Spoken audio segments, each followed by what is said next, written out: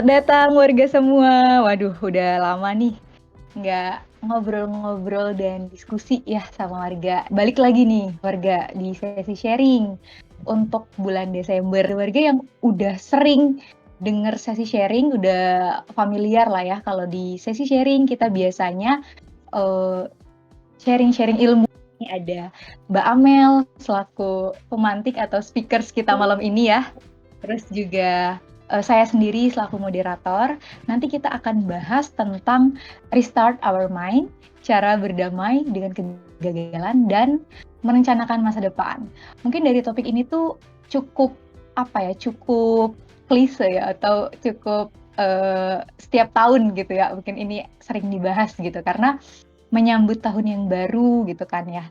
Terus juga di tahun baru itu pasti ada yang udah pernah kita lewatin di tahun sebelumnya dan kita mau lebih baik di tahun selanjutnya gitu. Jadi makanya tema ini diangkat gitu dan sering juga denger kayak di voice channel gitu ya di bawah ngeluh gitu kayak tentang kegagalannya di 2023 terus juga bingung cara mulai untuk restart pikiran tuh gimana ya gitu saking udah burn out-nya sama 2023 gitu.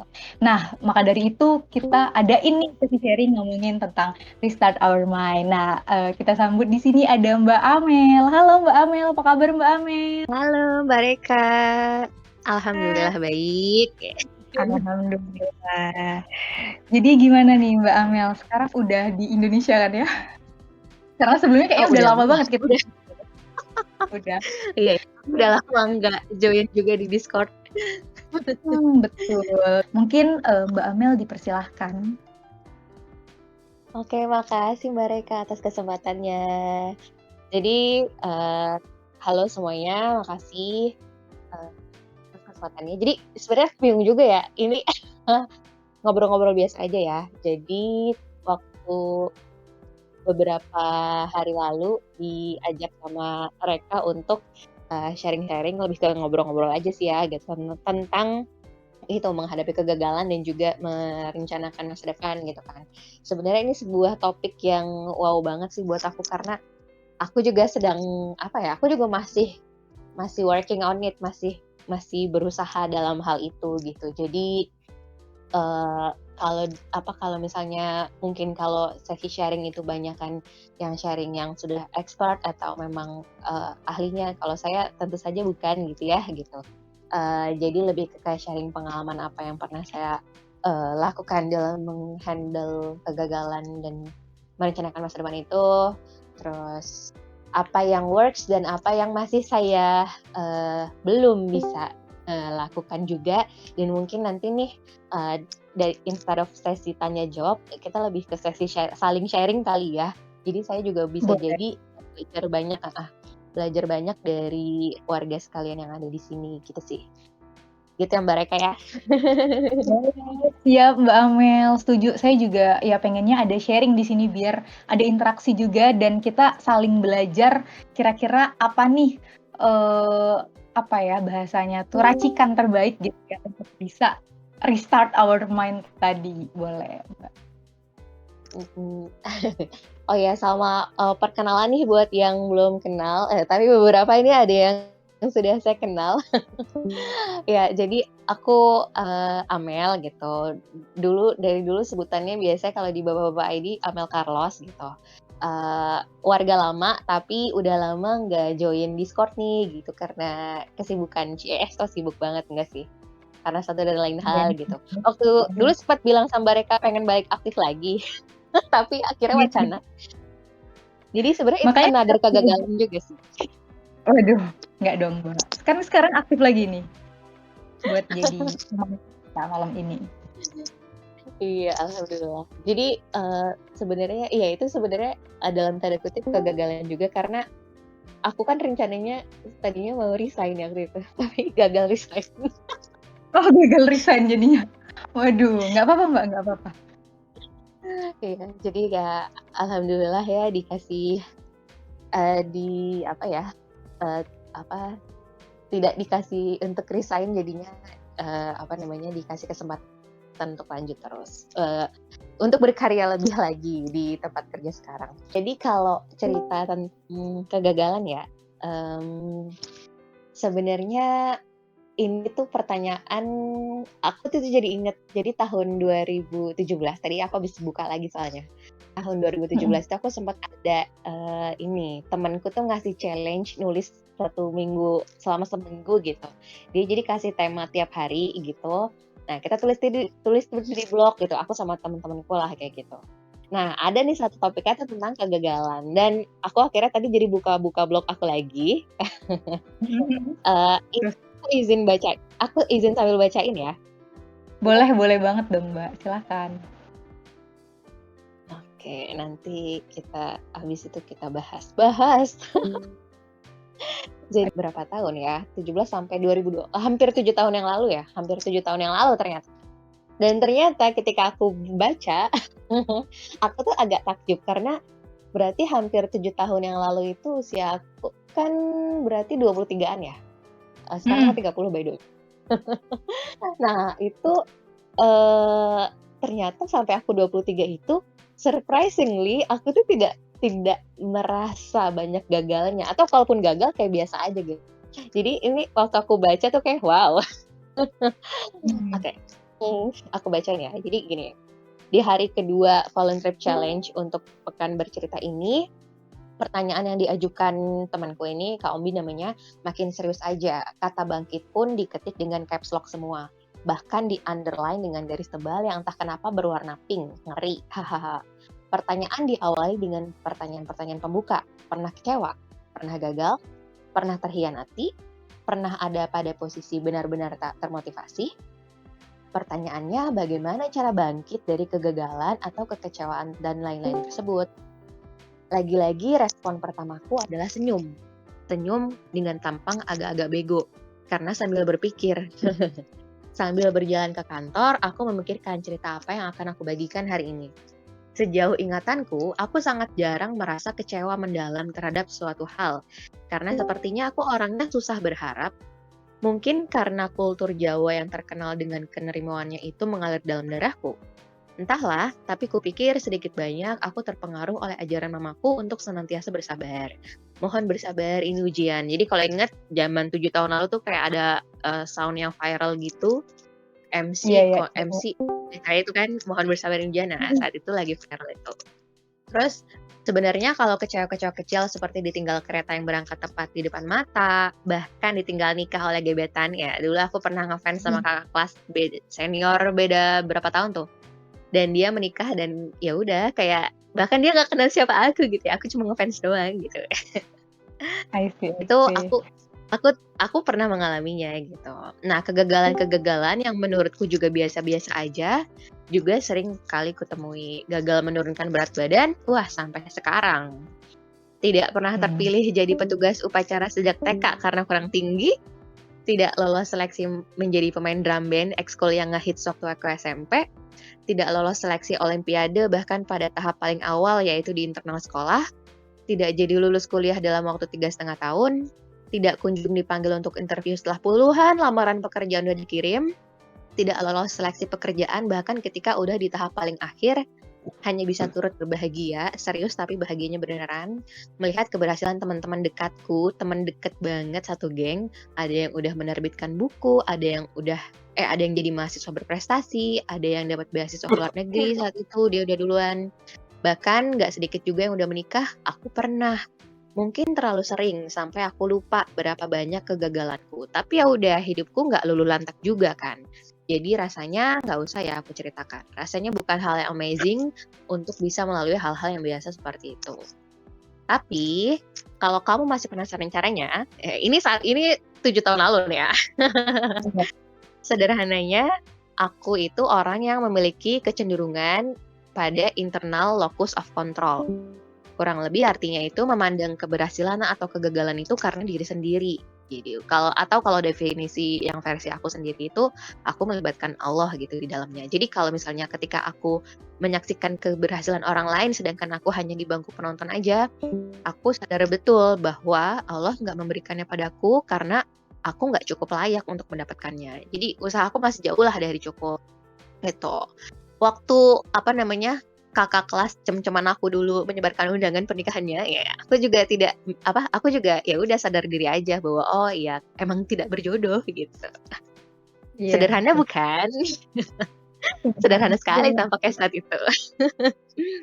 Tapi kalau mau salah satu contoh kepedihan dramatis yang kualami dan bagaimana melaluinya, bolehlah aku pilihkan satu cerita hidupku. Hihi. Saat itu ya, ada satu hal yang Hmm. cukup membuatku menangis terseduh-seduh beberapa bulan lalu.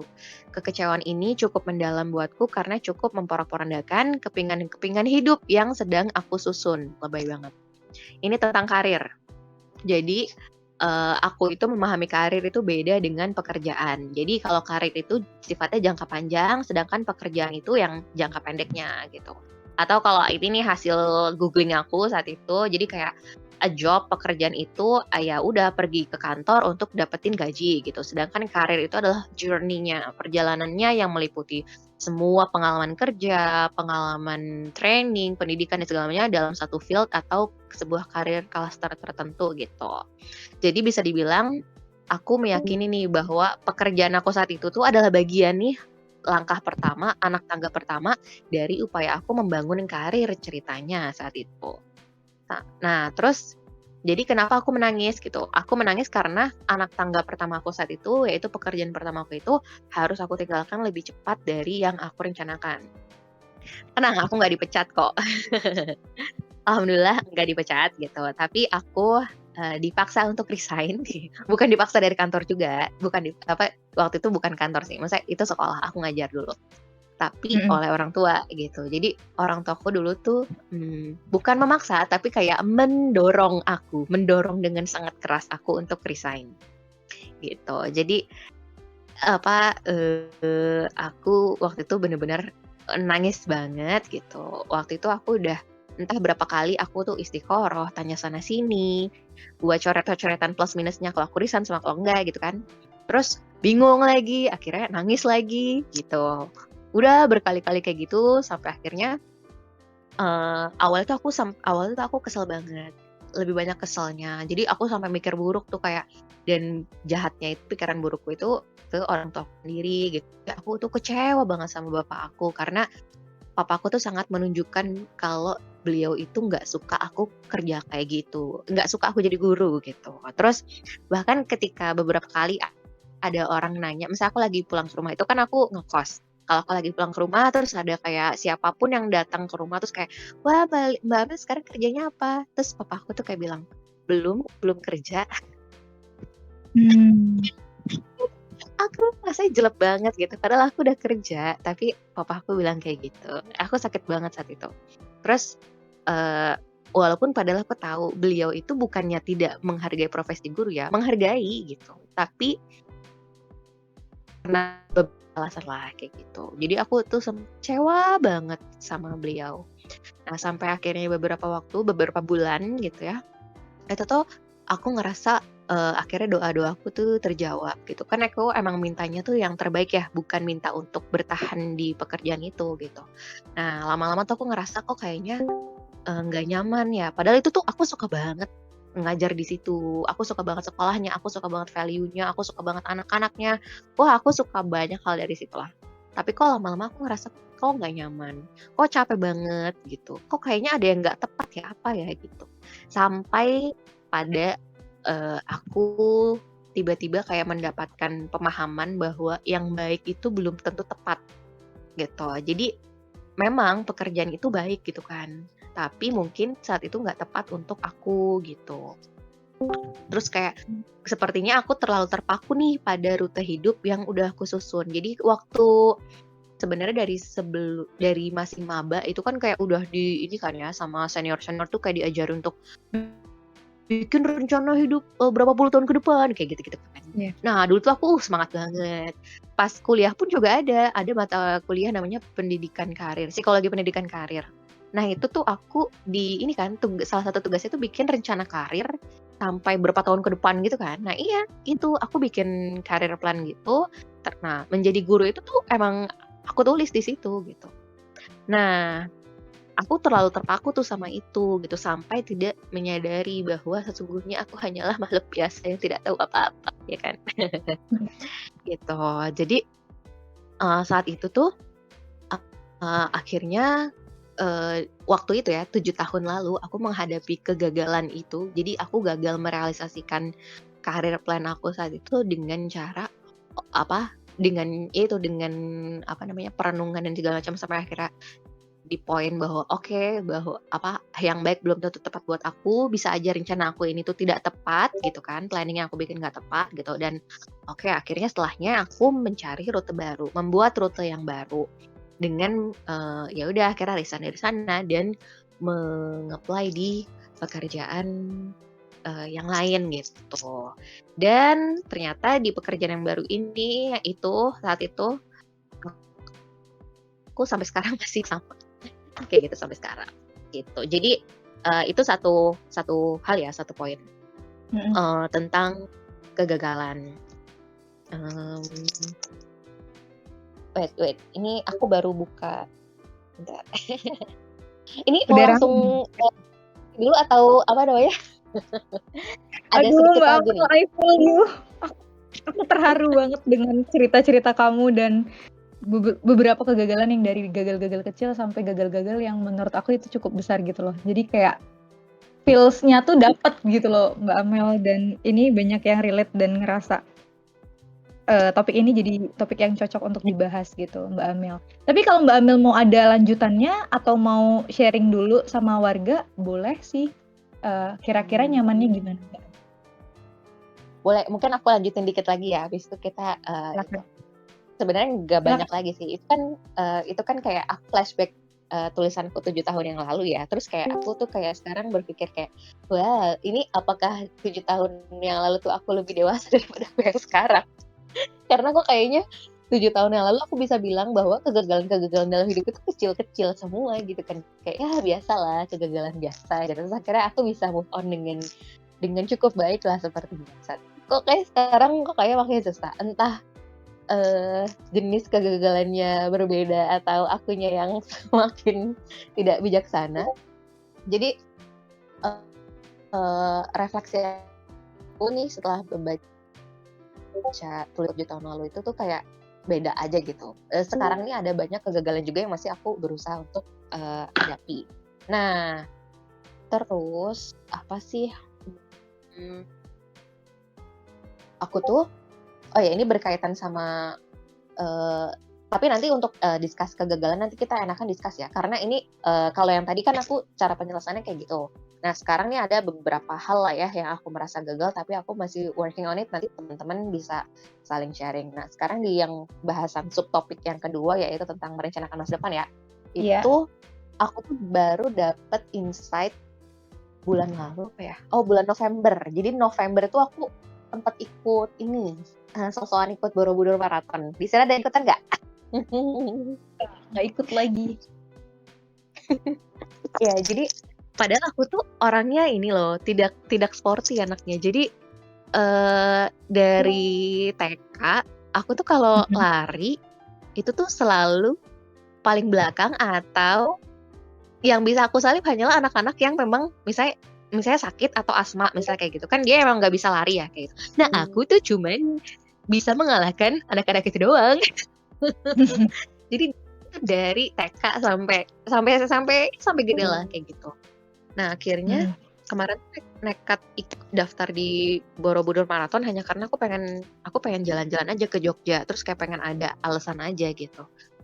Nah sampai Mhm. sana aku tadinya tuh nggak niat lari beneran ya, tapi saat itu temenku, eee, coba dulu lah Mel," gitu. Kan aku daftarnya yang 10K, temenku yang half Wah. marathon, udah beda tuh kan. Jadi kayak aku mikirnya, ya udahlah aku juga sendirian di 10K, aku juga nggak jadi start juga dia nggak tahu, atau maksudnya ya udah aja gitu kan. Nah tapi Iya. kemarin itu entah kenapa aku ini temen apa, ini ya, terpantik atau terpicu lah sama temenku yang bilang gini kayak, awalnya kan dia bilang gini, "Mel nggak apa-apa, nggak apa, kalaupun, nggak usah mikirin waktunya," kata dia gitu kan, "yang penting finish dengan selamat aja, dengan sehat, kamu nggak cedera, udah," kata dia gitu kan. Terus aku bilang, "Mending kalau misalnya itu juga bisa finish kilo loh, aku nggak pernah lari loh aku gitu kan. Aku udah lama banget nggak lari aku gitu. Terus eh, terus pokoknya dia bujuk lagi, ya udah deh, kalaupun nggak finish nggak apa-apa gitu. Kalau misalnya yang penting kamu start aja. Nanti kalau misalnya kamu capek ya udah kamu jajan minggir gitu kan. Naik ojek apa kayak segala macam. Kayak dia saking ngebujukin akunya biar tetap ikut. Akhirnya Iya. ya udah tuh ya aku pegang hanya yang penting start. Udah tuh aku cuma Mm-mm. pegang yang penting start aja dan ya udah akhirnya aku ya udah dengan berbekal yang penting start akhirnya aku start beneran. Dan alhamdulillah sih tapi akhirnya bisa finish juga. Yeay. Keren. Ya dengan terseok-seok tapi alhamdulillah bisa finish. Nah tapi dari situ tuh aku jadi kayak dapat oke yang penting start. Nah ini tuh aku juga jadi tadi aku sambil baca sambil nonton video-video gitu juga kan. Aku suka Mm-mm. nontonin video-video dari kayak 1% atau apa kayak gitu-gitu kalau teman-teman juga suka. Nah itu tuh tadi yang aku tonton tuh tentang self determination theory. Itu salah satu teori psikologi yang dulu juga pernah dipelajari di psikologi. Ini jadi biar kesannya ada teori-teorinya aja sih. Enggak sih, karena relate aja. Nah itu jadi di situ tuh pokoknya yang aku tangkap lah ya intinya. Jadi ada 3 konsep penting di sana. Ada purpose, ada mastery, sama ada autonomy. Nah kalau purpose itu kan purpose itu kan kayak tujuan. Itu sebenarnya sebuah kebutuhan psikologis kita sebagai manusia untuk bisa untuk bisa untuk bisa bermakna bagi orang lain lah kayak gitu purpose. Nah terus ada konsep mastery, jadi kayak ya mastery itu jago lah ya, jago di dalam suatu hal.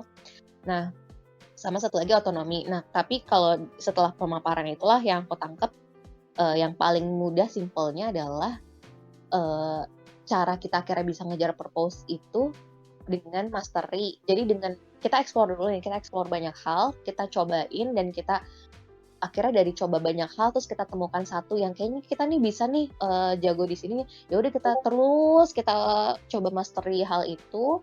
Nanti kalau udah sampai jago, akhirnya kita bisa membentuk otonomi tadi kayak ngerasa oke, saya punya kontrol dalam bidang inilah kayak saya bisa menentukan hasil ya maksudnya semacam kayak kita jadi punya otonomi dalam field tersebut dan akhirnya bisa lah itu dan akhirnya nanti berkembang lagi jadi itu bahwa saya bisa bermakna melakukan hal yang bermakna bagi orang lain jadi ke purpose-nya itu tadi terus saya tuh jadi mikir emang pertama mungkin ya udah yang penting coba dulu start dulu itu sih dan itu yang akhirnya itu mengingatkan saya ke yang pengalaman itu tadi kayak ya udah coba dulu start dulu yang penting start dulu aja Mel. Setuju. Gitu. Dan ternyata alhamdulillah bisa finish udah sih gitu aja sih jadi kalau untuk merencanakan masa depan kayaknya ini nggak tahu nih di 2024 mungkin saya nggak akan terlalu banyak resolusi kayak sebelumnya lebih ke kayak ya udah ada kesempatan apa aku coba gitu dan aku bisa mencoba terus dengan lebih atau enggak di bidang itu kalau misalnya kayaknya aku masih bisa ngasah terus ya kan aku coba asah lagi sampai akhirnya bisa misalnya mastering hal tersebut mudah-mudahan cuman kalau misalnya enggak ya udah coba hal lain lagi ya udah kayak gitu aja sih kayaknya lebih ke kayak gitu kalau aku ya gitu mungkin teman-teman punya rencana yang berbeda nih buat tahun depan udah gitu aja sih dari aku. Keren banget Kak Amel. Kayak wow. Aku cukup resonate gitu ya dengan cerita Mbak Amel tadi gitu. Apalagi udah secara gambarannya tuh aku dapet dan clear banget gitu ya. Gimana Mbak Amel pernah ngerasain gagal tadi. Gimana Mbak Amel berdamai gitu dengan kegagalan-kegagalan di waktu Mbak Amel tulis 7 tahun yang lalu gitu. Terus juga gimana caranya Mbak Amel merencanakan suatu masa depan dengan refleksi by kayak mulai aja dulu gitu ya. Jadi dua hal ini tuh jadi hal yang saling ngelengkapin dan ngebuat aku tuh kayak iya bener aku setuju banget dengan penyampaian Mbak Amel tadi gitu. Nah di komen nih lumayan banyak nih Mbak Amel yang bereaksi menanggapi dan nanya gitu. Ini kira-kira mau ada yang ngomong dulu atau langsung kita bacain aja yang di komen. Ada yang mau ngomong nggak warga yang mau sharing kah atau nanya kah gitu? Kalau misalnya Ya on mic dong, biar seru gitu, biar ada hidupnya gitu, selain di chat. Ada nggak nih yang mau ngomong? Aduh, udah berasa webinar banget nih kita ya, Mbak Amel. Ini aku Saya. sambil baca-baca gitu. Siapa tuh? Aduh, apa? Kenapa Mas Raden? Bukan saya. Bukan Ya kan saya katanya, apa? ya kan katanya suruh on mic kan, suruh nanya. Ya udah, saya on mic aja, tapi saya nggak mau nanya. Ya juga kayaknya bukan saya. Aduh, nggak mau nanya. Wah, aduh ini yang nanya pada di chat lagi. Ya udah deh, kalau gitu saya bacain juga ya Mbak Amel. Nah, ada yang nanya ini sih Mbak. Jadi sebenarnya dari Mbak Teh Kamel katanya kita. Katanya, jadi sebenarnya rencana karir itu penting apa enggak? Dia tipe anak yang suka bikin perencanaan, tapi pas eksekusi itu malah pelentang-pelentung nyasar dan nyobain di luar frame planning. Pas akhir tahun baru sadar kalau Mbak Kamel ini tersesat gitu. Jadi menurut Mbak Amel ini gimana tuh? Penting nggak kira-kira rencana karir? Menurut aku kalau dibilang penting juga gitu. Jadi bukannya sama sekali nggak penting terus nggak usah bikin. Apalagi kalau tipenya yang planning ya, tipenya anak yang suka buat perencanaan. Aku juga tuh sukanya bikin planning. Itu kayaknya tuh kalau nggak ada planning tuh rasanya kayak tidak terarah banget hidup ini ya. Iya ya, nggak ada ininya ya, benchmarknya apa ya, nggak ada patokannya gitu ya. Iya, jadi oh ya di satu sisi aku juga ini nih suka meng-quotes ini apa? Ada tuh kan quotes yang bilang kayak kalau kamu gagal merencanakan sesuatu, itu sama aja kamu merencanakan kegagalan, ibaratnya kayak gitu. Jadi aku tuh ya udah yang penting aku bikin planning dulu. Jadi sebenarnya menurut aku bikin planning penting. Tapi di sisi lain kita juga perlu untuk bersikap fleksibel. Jadi planning itu tuh bukan yang benar-benar fix dari awal sampai akhir kita benar-benar harus ngelakuin sama persis kayak planning itu, tapi planning itu lebih ke kayak working document yang dia itu perlu adjustment setiap waktu sih. Jadi kayak kita jalanin nih planning, tapi kalau misalnya ketika at some point kayaknya perlu adjustment nih, ya udah di-adjust aja dari planning itu. Tapi tetap perlu di awalnya untuk bikin planning buat gambaran kayak gambaran awalnya dulu lah, kayak gambaran awalnya. Nanti kayak ketika berjalan waktu kayak kondisinya udah nggak kayak gini lagi, kayak perlu penyesuaian, baru disesuaikan lagi. Kayak gitu-gitu sih kalau yang aku pelajarin. Kalau di dalam pekerjaan ya, kalau di dalam pekerjaan aku kayak gitu. Cuman kalau dalam hidupku sendiri, karir planningku sendiri, aku sendiri kayak masih untuk adjustment-nya masih sulit ya. Aku juga bingung masalahnya. Kayak banyak hal di luar kontrol aku. Iya, setuju sih. Kayak kadang tuh apa yang kita rencanakan tuh nggak sesuai rencana gitu ya. Tapi tuh jadinya kita tahu oh iya ini hal-hal yang di luar rencana tuh emang ya udah gitu. Gue udah mencoba merencanakan tapi hasilnya dianya nggak mau sesuai rencana ya kita harus juga terima jangan sampai kita malah ngasih kekecewaan yang mendalam gitu ya karena apa yang sudah kita terapkan atau tetapkan itu tidak sesuai gitu. Tapi mungkin bisa diambil hikmahnya kali ya Mbak, kalau misalnya ada hal-hal yang nggak sesuai planning-nya kita gitu ya. Iya banget. Jadi ya sebenarnya ya mungkin salah satu penenang buat aku sendiri juga kayak ketika something tidak berjalan sesuai dengan planning aku, ya yang bisa aku lakukan hanyalah mengambil pelajaran apa nih dari kegagalan itu gitu kan, dari ketidaksesuaian dengan planning itu. Ya habis kalau kita bahkan nggak bisa dapat hikmah atau pelajarannya, itu pun kayak itu jadi sia-sia banget nggak sih? Jadi kayak at least itu tuh jadi pembelajaran.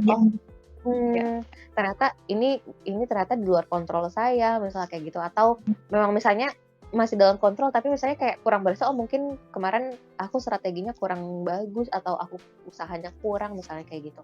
Aku sendiri sering kayak gitu, karena aku ya itu tadi, internal locus of control-nya cukup tinggi ya, jadi aku agak menyalahkan diri sendiri, walaupun itu tidak baik ya, tidak patut ditiru gitu. Iya betul. Iya sih, walaupun kadang tuh di awal ketika sesuatu itu tidak sesuai rencana, misalnya kita ngerencanakan sesuatu di 1 hari gitu. 1 hari itu kita udah ini jam segini kita mau pergi ke sini, ini ke sini gitu. Tapi gagal karena misalnya misalnya mau nge-laundry, terus ternyata laundrynya tutup, terus kayak jadi gagal rencana kita tadi. Itu tuh kadang ada kekesalan atau kegondokan hati gitu kan. Tapi ya mungkin itu harus diungkapin atau keluarin kali ya, biar kesalnya tuh udah gitu ya. Jangan sampai kayak dipendem atau gimana gitu ya. Itu juga nggak bagus gitu ya kalau dipendem gitu. Kekesalan-kekesalan yang ada. Terus ini Mbak Amel ada yang nanya lagi Mbak. Berhubung ngomongin karir nih, apakah ada saran mengenai kapan waktunya transisi karir? Mungkin dari umur atau berapa lama dari pekerjaan sebelumnya? Waduh, ini aku juga lagi pengen transisi karir tapi belum berhasil nih. Jadi kalau sebenarnya tapi kalau apakah dari umur atau dari lama pekerjaan sebelumnya, kalau yang dari aku baca-baca atau pelajari ya karena aku juga lagi dalam proses transisi karir. Aku juga sempat kayak mempelajari gimana sih kapan saat yang tepat misalnya gitu kan. Nah, itu kalau yang dari aku pelajari sih tidak terlalu banyak dari faktor umur atau berapa lama pekerjaannya, tapi lebih ke apakah pekerjaan itu tuh membuat udah kayaknya tuh nggak bisa berkembang lagi, misalnya gitu. Jadi kayak apakah di situ masih bisa berkembang atau enggak. Terus apalagi aku jadi lupa. Pokoknya intinya yang meter buat aku sih itu ya. Kalau misalnya aku ngerasa udah stuck nih di sini, udah nggak bisa berkembang lagi nih gitu. Aku udah nggak bisa ngapa-ngapain lagi.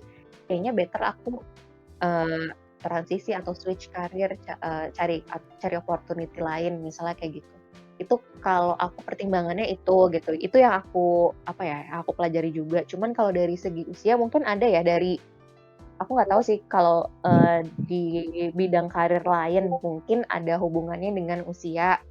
Misalnya ada batas usia tertentu. Misalnya kayak sebenarnya masih pengen ngejar karir tertentu, cuman masih misalnya mengejar PNS misalnya gitu. Tapi sekarang pekerjaannya apa gitu. Wah, tapi tahun depan ini kayaknya aku harus terakhir nih. Kayak kalau enggak nanti aku nggak bisa lagi, kan ada batas usia misalnya kayak gitu. Bisa jadi tuh kayak gitu. Kalau yang kalau pertimbangannya dari umur atau dari berapa lama pekerjaan itu mungkin lebih ke jangan terlalu sebentar banget juga kali ya. Jadi kayak kalau aku memberikan waktu dulu sih untuk di satu pekerjaan. Misalnya nih kayak kemarin aku pengen banget resign karena aku ngerasa udah nggak cocok banget di pekerjaan aku yang kemarin terakhir ini. Nah itu karena aku ngerasa stucknya lebih ke kayak aku nggak bisa melakukan apa-apa di sana. Jadi kayak wewenang sistemnya belum mendukung untuk bidang kerja aku, sehingga kayak aku mau ngelakuin A kebentur birokrasi, aku mau ngelakuin B kebentur apa, mau ngelakuin C kebentur apa. Jadi kayak aku nggak bisa melakukan apa-apa, jadi aku stuck gitu kan, dan kayak aku nggak tahu harus ngapain lagi. Nah makanya aku bilang sama atasanku aku mau resign, tapi akhirnya nggak boleh kan, disuruh pindah bagian.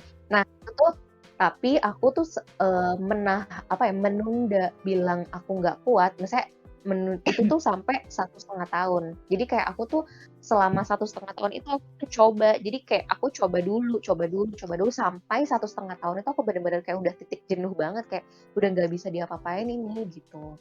Setidaknya kayak buat aku udah nggak bisa ngapa-apain. Aku bilang sama atasanku, mungkin kalau orang yang lain yang melakukan, mungkin dia punya cara lain atau apapun yang aku nggak bisa saat ini gitu. Atau mungkin nanti ketika digantikan orang lain sistemnya sudah berubah atau apa kayak gitu kan. Jadi kayak tapi yang jelas saya udah nggak kuat di sini Pak, saya udah nggak tahu harus ngapain kayak gitu. Tapi itu aku nggak buru-buru. Jadi aku udah mencoba 1,5 tahun loh kayak gitu. Jadi dari lamanya pekerjaan sebelumnya sih pertimbangannya kalau aku itu jangan terlalu buru-buru juga gitu untuk bilang kayaknya ini bukan aku deh gitu. Kayaknya coba dulu kalau emang bener-bener udah mentok ya udah gitu sih. Wah, nih warga, jadi jangan langsung ngambil kesimpulan berarti ya Mbak. Jadi emang harus ada prosesnya, terus juga harus ngelihat juga kondisi kitanya juga gimana gitu di pekerjaan yang sebelumnya. Terus kalau memang sudah nggak bisa grow up lagi di situ, mungkin bisa dikomunikasikan ya Mbak. Oke. Ini ada yang nanya tentang maraton nih Mbak. Mau dijawab nggak Mbak? Preparation-nya gimana mau maraton Mbak? Kata Mas Kriki Jus. Gak ada. Cuma gak ada beneran kali itu. Itu mau modal nekat doang. sebenarnya kemarin tuh bisa dibilang aku jalan kaki sih, orang apa ya, 10 kilo itu batas waktunya tuh 2 jam. Kata temenku, "Mel, ini mah kamu jalan kaki juga finish kok," kata dia. Ya udah, sebenarnya mungkin pace aku tuh sama pace orang jalan kaki itu sama. Cuman bedanya aku sok-sok jogging-jogging kecil aja selama 6 kilo. Iya, sejauh 6 kilo tuh aku jogging nonstop ya, gitu. Nah, setelah aku lewat 6 kilo, ya aku berhentilah, ya minum dulu lah, ya apa dulu lah, kayak gitu-gitu. Sampai akhirnya 2 jam, kurang 4 menit apa, kayak gitu. I see. Jadi emang ya nggak yang full 10 kilo lari gitu kan Mbak? Lari atau jalan terus Enggak, gitu, kalau tapi ada berhenti-berhentinya kalau capek ya. Nah gitu guys. iya, Ini ada jangan tanya yang aku lah sebenarnya. jangan tanya Mbak Amel. Mungkin bisa di-share sedikit-sedikit. Atau yang udah pernah maraton bisa sharing juga gimana biar maratonnya menghasilkan hasil yang sesuai gitu ya. Nah ada yang nanggepin Iya. juga nih Mbak Kamel. Mhm. Dari ngomongin karir tadi, terabas aja Kak selama dandur aman dengan dan belum punya Dana darurat banyak ya? tanggung. Oh dana, oh iya. Waduh aku bingung tadi dandur. Oke, dana darurat aman dan belum punya atau belum banyak tanggungan, kayaknya gitu sih lengkapnya sama Mbak Amel. Gimana, setuju nggak Mbak? Tapi setuju sih aku. Iya. Emang harus Heeh. ada dana darurat dulu ya untuk ngelihat kita bisa berapa lama atau enggak udah ada backup-nya lah ya Mbak. Kayak udah ada yang mau Iya, company yang terima kita sebelum akhirnya kita pindah betul atau sekali. kita beralih gitu ya. Jangan sampai benar-benar kosong karena sekarang tuh kayak susah gitu kan nyari kerjaan dan nyari Mhm. kerjaan yang layak apalagi yang sesuai passion gitu ya. Jadi selagi di situ masih bisa bertahan dan dijalanin dengan ya hadu-hadunya ada lah ya. Seenggaknya kumpulin dana darurat dulu ya Mbak. Iya. Heeh. Baru Iya, pindah. itu penting banget sih. Apalagi kalau misalnya pilihannya misalnya kayak mau resign ya, better kalau belum ada pekerjaan penggantinya itu harus banget udah ada dana darurat. Atau kalau misalnya udah ada pekerjaan, misalnya udah diterima di pekerjaan yang lain ya, itu mah enak ya gitu. Kalau aku kemarin itu, jadi aku double job dulu. Jadi aku kerjaan utama aku kan, nah aku juga ngambil side job di tempat lain. Nah, sebenarnya itu jadi ketika udah misalnya kalau di side job aku udah lumayan stabil, aku mau lepas tuh pekerjaan utama aku gitu kan. Nah, tapi ternyata Mhm. emang di tempat side job aku juga belum stabil-stabil juga sih, dan akhirnya di tempat utama juga nggak boleh resign juga, ya udah berarti kayak, oh berarti ini belum waktunya, gitu. Hmm. Nah, Mbak Amel, mungkin aku mau nanya sedikit. Definisi Mhm. stabil menurut Mbak Amel tuh gimana sih? Kayak stabilnya tuh dalam kondisi apa gitu? Kayak Kemarin itu aku mhm, iya, silakan kemarin Mbak. tuh kalau stabil mungkin tiap orang bisa beda-beda ya. Ya. Kalau aku stabilnya dari segi job desk dan ininya juga sih, mungkin ada orang yang stabilnya tuh harus sampai kayak, statusnya tuh udah tetap atau pokoknya aman banget gitu ya. Kalau aku sebenarnya kayak kontrak base pun masih oke gitu, yang jelas kayak pekerjaannya itu, job desk-nya itu udah cukup jelas gitu dan income-nya juga jelas. Income-nya juga jelas gitu, karena kemarin itu kebetulan aku side job-nya itu kan freelance dan by project. Nah, jadi itu kan akan sangat bergantung dari project itu ya income aku. Nah, kebetulan Mhm. ternyata kemarin itu project-nya itu nggak terlalu running well yang aku coba di tempat lain. Ya bukan yang nggak running well sih, tapi mereka juga kayak masih mencari-cari pola gitu ya. Jadi kayak job desk aku pun berganti-ganti gitu loh di project itu. Aku Mhm. kadang ngerjain ini, terus besokannya ganti lagi deh Mel, aku ngerjain yang lain kayak gitu-gitu. Memang sangat fleksibel, tapi ya itu jadinya kan belum itu tadi ya, belum stabil. Jadi dari job desk aku belum stabil dan akhirnya ujung-ujungnya pun kayak belum belum ini sih, oke aku udah dapat bayaran untuk yang bulan itu misalnya kayak gitu, tapi untuk yang bulan selanjutnya jadi kan belum jelas juga gitu kan, soalnya projeknya juga masih, itu tadi kayak pekerjaan aku sendiri tuh kayak masih, eee owner-nya sendiri tuh kayak masih coba ini kayak gitu-gitu kan. Jadi kayak aku belum bisa nih aku jadikan pijakan yang benar-benar udah firm gitu. Jadi makanya aku belum sepenuhnya melepas yang kemarin udah hampir melepas karena aku pikir yang itu akan firm, tapi ternyata belum jadi firm. Dan untungnya juga di pekerjaan utama aku ternyata atasanku tidak mengizinkan. Berarti ya bagus lah. Jadi jawabannya langsung ya dari atasan kayak jangan resign gitu. Oke. Sebenarnya itu ini juga sih dari atasan langsungku, atasannya lagi, oke, atasannya lagi yang enggak. Jadi agak berlapis-lapis ya. Banyak juga ya ternyata lapisannya. Ratusan. Ini lumayan banyak ternyata chatnya, sampai aku bingung. Iya ya. Jadi jack of all trades, master of none, nggak seburuk itu ya Mbak? Aduh, gimana tuh maksudnya? Kok saya agak bingung ya bacanya. Iya, jadi jack of all trades, master of none itu tipe generalis ya.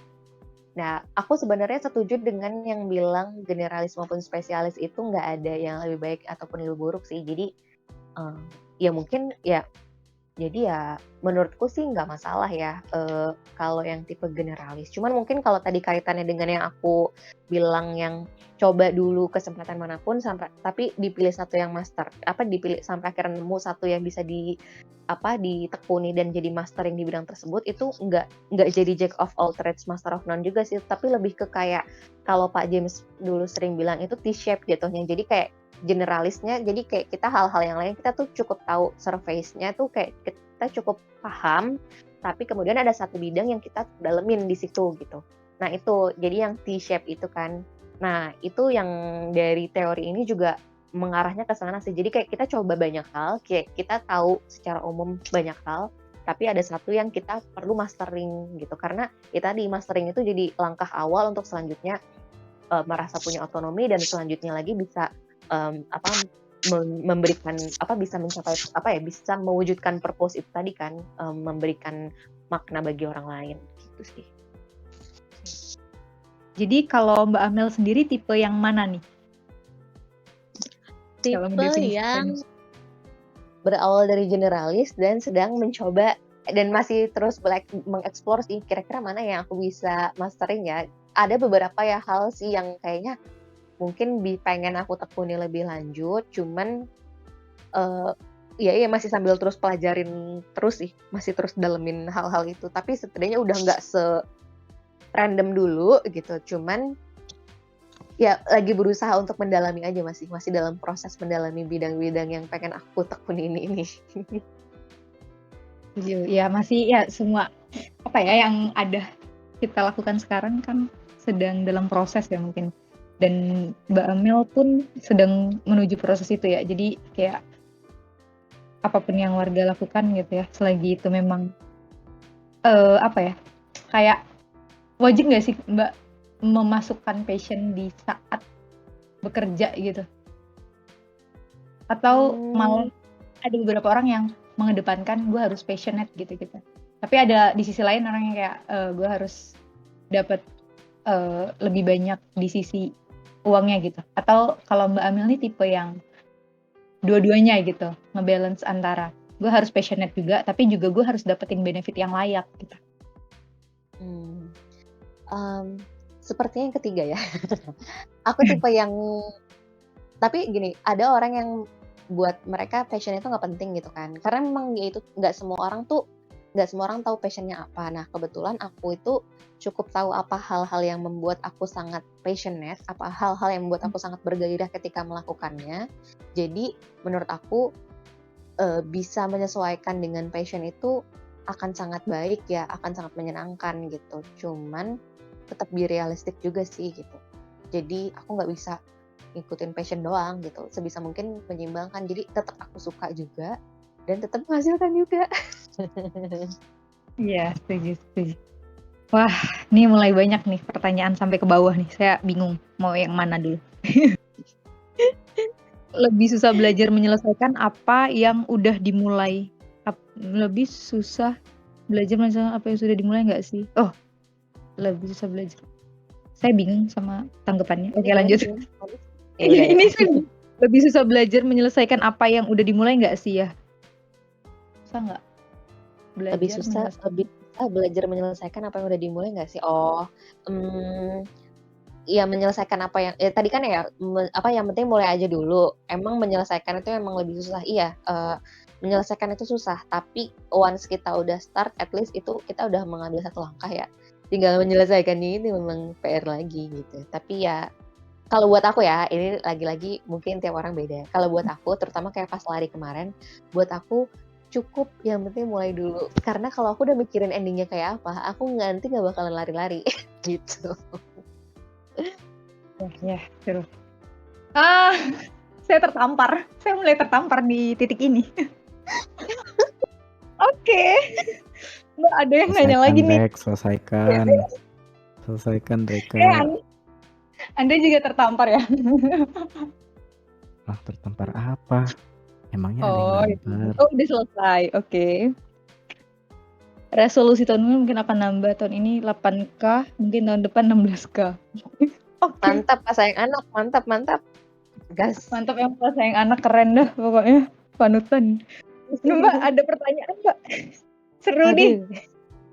Dari Mas Sendok Sayur, katanya tips move on karena abis kena penolakan, galaunya lama bener katanya gitu. Aduh, ini ngomongin move on. Aduh. Iya, jadi sebenarnya salah satu kegagalan saya tadi itu kan ada yang ketika senior saya nikah, ya padahal tapi itu sih bukan kegagalan juga ya karena dia bahkan tidak tahu saya ada. Ibaratnya kayak kamu ngefans sama artis terus artisnya nikah gitu kan. Nah, tapi setelah itu kan 7 tahun yang lalu ya Bun. Nah tapi 7 tahun setelahnya, ada dong, tentu ada tuh kegagalan dalam hal romansa. Aduh. Gimana tuh?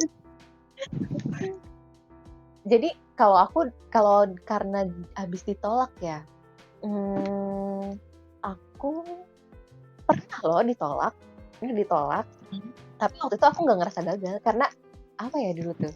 Aku nggak tahu nih, mungkin aneh ya buat sebagian orang. Dan aku nggak tahu apakah awkward sebenarnya untuk mendengarkan atau menceritakan hal ini. Cuman buat aku biasa aja karena emang aku sebenarnya sebiasa aja itu. Jadi buat aku tuh kan kalau mungkin ini tiap orang beda-beda ya. Buat aku tuh pernikahan itu tidak butuh cinta ya. Jadi dulu itu aku tuh menganut yang yaitu nikah itu nggak butuh cinta. Ya cinta itu nanti aja. Cuman aku tuh melihat kualitas dari seseorang. Jadi one day lah itu aku menemukan ada sesosok orang yang kualitasnya oke nih. Misalnya dia teman satu organisasiku, dia agamanya menurutku baik, dia pendidikannya baik, dia akhlaknya baik menurut aku gitu kan. Dia ya baik lah gitu karena kita kan cukup kenal di organisasi. Nah saat itu aku nanya kalau taat mau nggak? Apa ya? Itu aku ngajakin ta'aruf loh. Masya Allah. Itu umur berapa ya?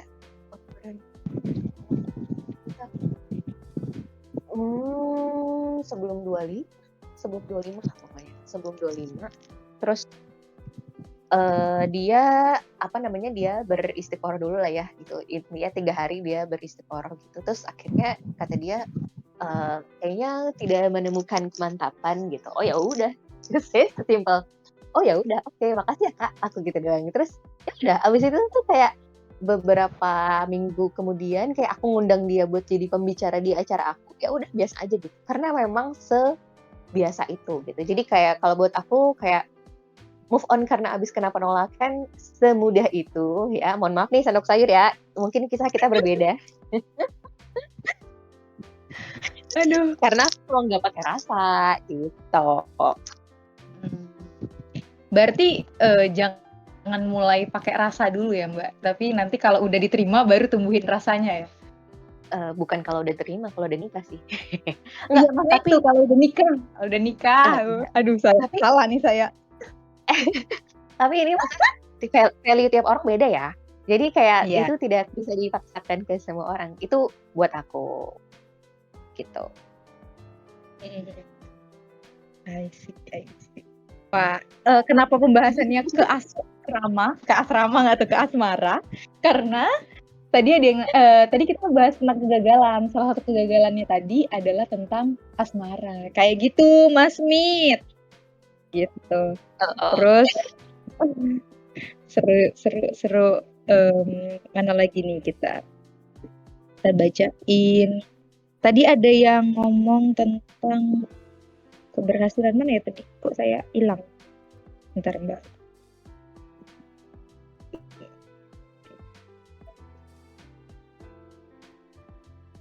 iya ini chatnya banyak banget ya. Ini aku juga sambil scroll.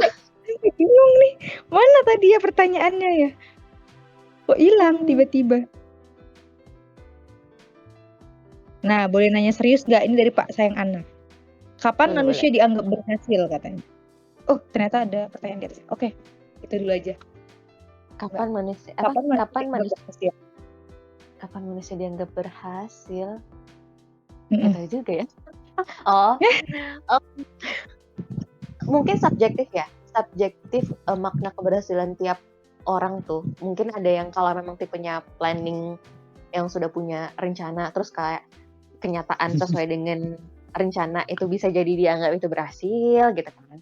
Atau bahkan yang waktu itu aku dapet aku entah baca atau denger, menurut aku ini berat banget tapi wow banget, itu kita baru tahu kita berhasil atau enggaknya itu, maksudnya ini kalau ranahnya religius banget ya, itu ya udah di surga misalnya kayak gitu. Ketika udah di akhirat, misalnya itu lebih ke kayak kesuksesan sih, kayak kesuksesan orang itu sukses atau enggak. Karena kalau misalnya diukur dari materi atau apa, dia misalnya udah berhasil nih usahanya, maju dan segala macamnya, tapi kita nggak tahu apakah itu berkah atau enggak, misalnya kayak gitu-gitu kan. Jadi kayak mungkin baru terlihat dia sebenarnya adalah orang yang berhasil atau orang yang rugi, itu adalah ketika di akhirat nanti. Itu kalau versi jawaban religiusnya ya gitu. Cuman kalau versi duniawinya itu relatif sih menurut aku. Oke, relatif menurut Mbak Amel. Nah, mungkin aku sedikit nambahin juga kali. Kayak kalau menurut aku berhasil enggaknya seorang manusia, apalagi di dunia, adalah ketika dia ngerasa tujuan hidupnya tuh udah tercapai gitu. End goals dia ada di dunia itu udah tercapai. Mungkin setiap orang punya tujuannya masing-masing. Kenapa dia hidup di dunia gitu ya, dan kenapa dia bertahan di dunia gitu. Kalau aku sendiri misalnya, tujuan aku tuh ada berapa ya? Ada beberapa lah ya. Misalnya kayak pengen pengen fulfill diri aku sendiri gitu ya. Terus juga pengen merasa aku pengen diri aku merasa terpenuhi gitu. Terpenuhi dan merasa cukup gitu ya. Bersyukur gitu kan. Terus yang kedua, aku bisa membuat orang lain tuh merasakan manfaat adanya aku gitu. Jadi kayak pengen bermanfaat gitu kan ya.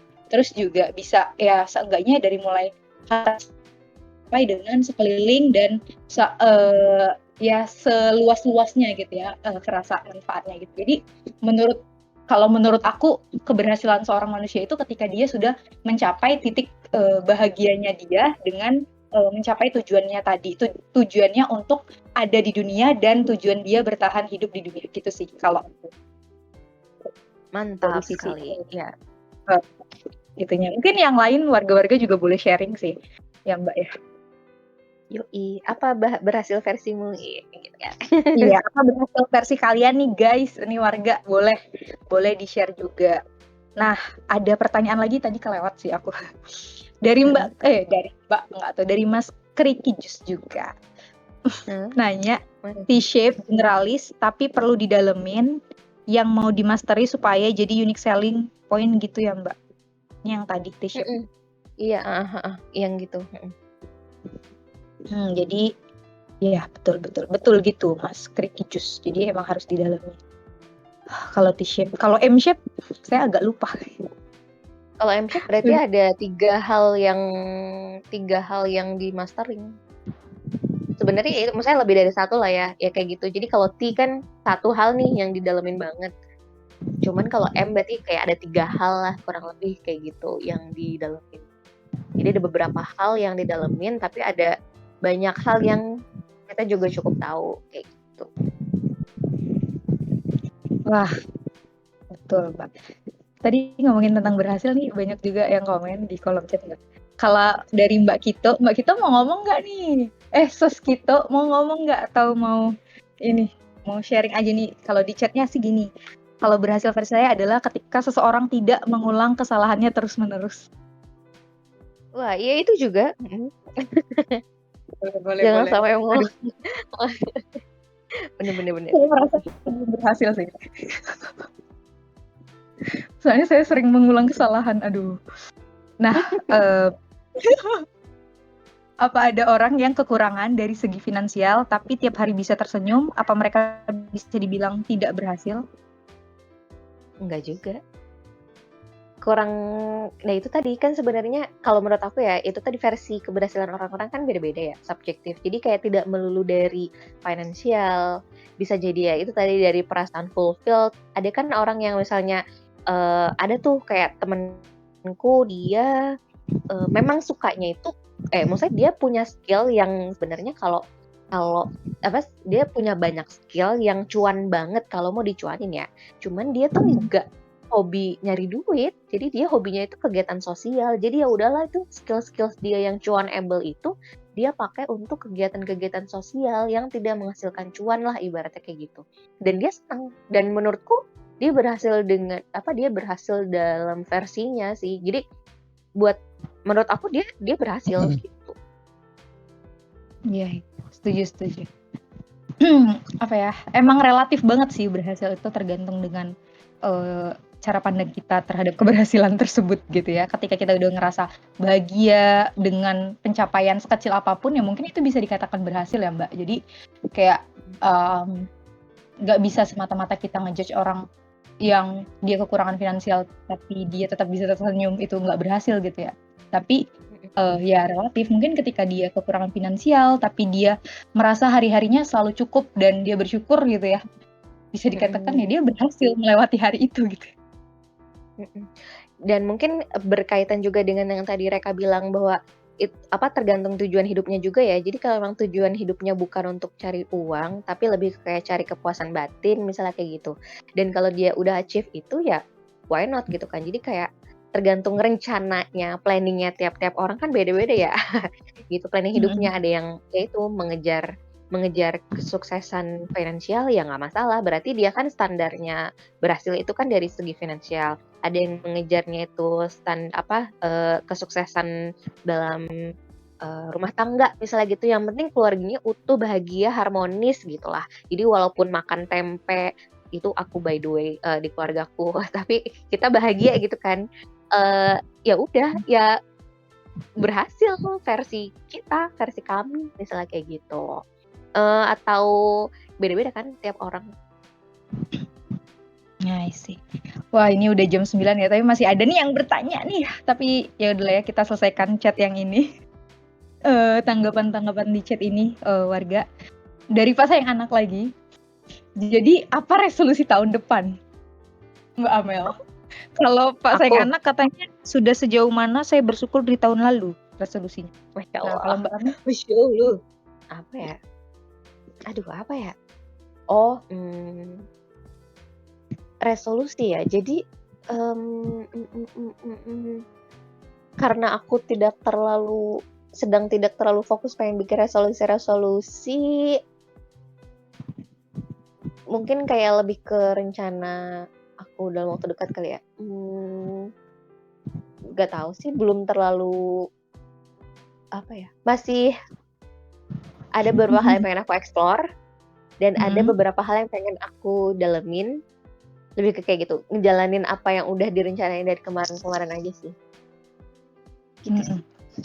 Melanjutkan rencana yang kemarin masih belum ada rencana baru lagi atau resolusi baru so far.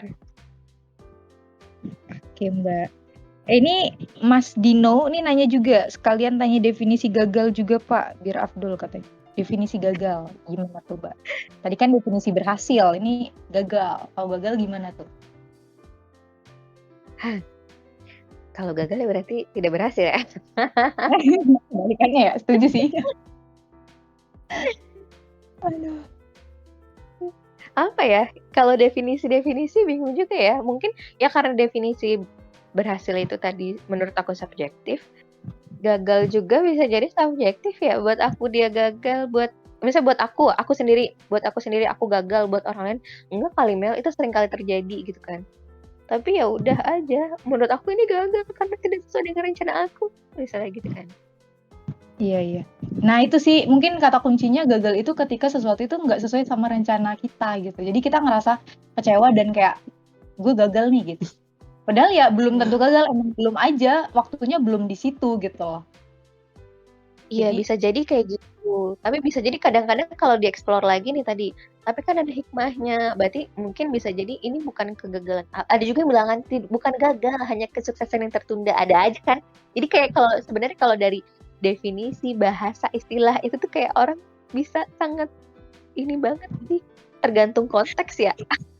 iya setuju. Ini kita mulai memasuki waktu-waktu filosofis gitu ya. Menuju perdefinisian gitu agar kita memiliki definisi versi masing-masing gitu. Aduh. Ini Mas Random Ada Mbak guys. Ayang. Ada Mbak siapa Ada Mbak? Mbak Ayang. Mbak Ayang. Oh Mbak Ayang. Iya ada Mbak Ayang nih. Halo Mbak Ayang. Mas Random Guy tadi nanya, mana ya pertanyaannya? Di titik apa sampai akhirnya merasa berhasil mastering di satu bidang? Ini balik lagi ke pertanyaan tadi mungkin ya, pertanyaan lanjutan. Mbak, mastering itu di titik apa sih? Sebenarnya kalau misalnya mastering itu, kalau aku ya melihatnya itu tuh biar jadi tidak subjektif amat, kayaknya tuh kalau aku tipe yang tetap perlu ada benchmark atau standarnya. Jadi kalau misalnya nih aku pengen merasa berhasil mastering di bidang let's say public speaking misalnya kayak gitu. Misalnya ketika aku udah pernah punya achievement dalam bidang itu, misalnya kayak gitu. Jadi kayak skill aku ini udah diakui orang lain bahwa oke, aku punya skill yang cukup mumpuni di sini gitu. Jadi bukan cuman akunya yang ngaku doang. Itu sih minimal kayak gitu. Jadi minimal nggak cuma diri sendiri yang mengakui bahwa kita bisa gitu. Tapi ada orang lain yang juga menilai bahwa kita tuh juga bahwa skill kita udah cukup oke di situ gitu. Jadi menurut aku Ada validasinya ya? at least ada validasi seperti itu kayak gitu.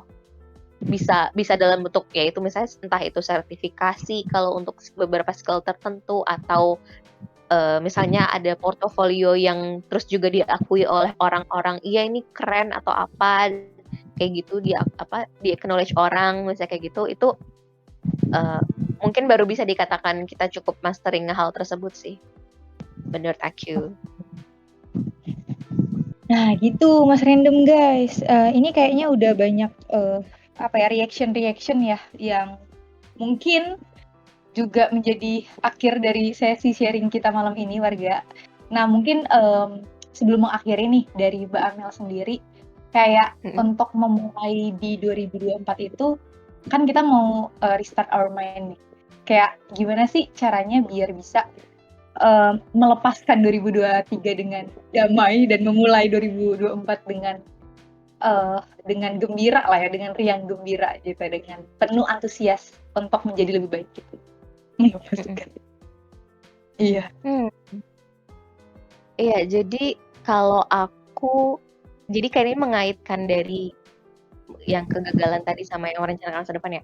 Aku tuh kemarin lupa ya postingan siapa di Instagram, kayak intinya kayak jangan cuman lihat kegagalan kita yang tahun ini, tapi juga lihat keberhasilan-keberhasilan yang mungkin tidak kita duga sebelumnya gitu. Jadi kayak yang tidak kita rencanakan kayak gitu. Hal-hal baik yang kita lakukan di tahun ini. Jadi selain kita meng-acknowledge hal-hal yang mungkin kita belum bisa mencapai di tahun ini, kita juga perlu meng-acknowledge hal-hal yang sudah kita capai juga tuh. Itu pertama untuk yang tahun 2023-nya menurutku. Jadi itu penting di-acknowledge dua-duanya ya gitu. Jadi jangan cuma salah satunya aja.